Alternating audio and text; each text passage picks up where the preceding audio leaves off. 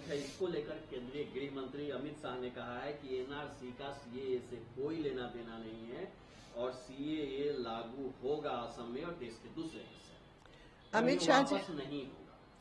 अमित शाह जी को पूरे देश याद दिलाना चाहेंगे कि अमित शाह जी ने मार्च 2020 में लोकसभा में जो बयान दिया था, क्रोनोलॉजी समझिए, पहले हम लोग सीएए लाएंगे और उसके बाद हम लोग एनआरसी लाएंगे और ये केवल असम में नहीं, ये देश भर में लागू होगा।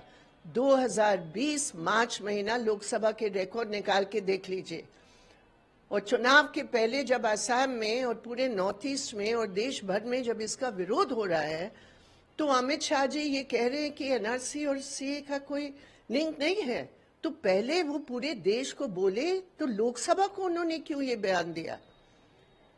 तो ये सारे जो बीजेपी आरएसएस के जो लीडर्स हैं, ये चुनाव को सामने रखकर कुछ भी कर सकते हैं, कुछ भी कह सकते हैं।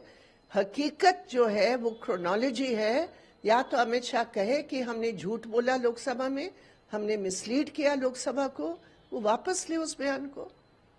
दूसरी तरफ गृह मंत्री पश्चिम बंगाल है जो कह रही है कि हम सीए लागू नहीं करेंगे, उनको लेकर कहा है कि आर्टिकल 11 संविधान का ये कहता है कि ये सिटीजनशिप का मसला पार्लियामेंट से जुड़ा हुआ है, केंद्र सरकार का विषय है, स्टेट का है ही नहीं। ये लोग एपीजमेंट पॉलिटिक्स कर रहे हैं, चुनाव के बाद लागू भी करेंगे। अमित शाह जी हमारे देश के संविधान की स्पिरिट को थोड़ा समझे। एक फेडरल बेसिस पर हमारा कॉन्स्टिट्यूशन है। प्रदेशों को आप बिल्कुल किनारे करके आप उनको इनवाइटी के रूप में अपने पैनल में बनाएंगे। उनका कोई रोल नहीं होगा कि अपने प्रदेश की सिटीजन्स का देखरेख करना। तो ये कौन सी समझ है? तो संवैधानिक हमला है। आप स्टेट को बिल्कुल किनारे करके आप केवल इनवाइटी के रूप में बना रहे हैं। आप रेलवे को डाल रहे हैं, आप पोस्टल सर्विसेज को डाल रहे हैं, लेकिन स्टेट गवर्नमेंट के प्रतिनिधि का कोई प्रतिनिधित्व नहीं होगा उस पैनल में। ये बिल्कुल संवैधानिक प्रावधानों का विरोध है, खिलाफ है। जो आप लोग गृह मंत्री का सीधा सीधा जवाब है कि अपोजिशन के पास कोई काम नहीं है, उनका इतिहास है कि जो बोलते हैं वो करते नहीं है। मोदी जी का इतिहास है कि बीजेपी या पीएम मोदी ने जो कहा वो पत्थर की लकीर है, मोदी जी की हर गारंटी पूरी होती है। अमित शाह जी की जो संघ परिवार से ये सब बिलोंग करते हैं ना, इनकी डीएनए में ये है। विदाउट डिविजन ये लोग जिंदा नहीं रह सकते हैं।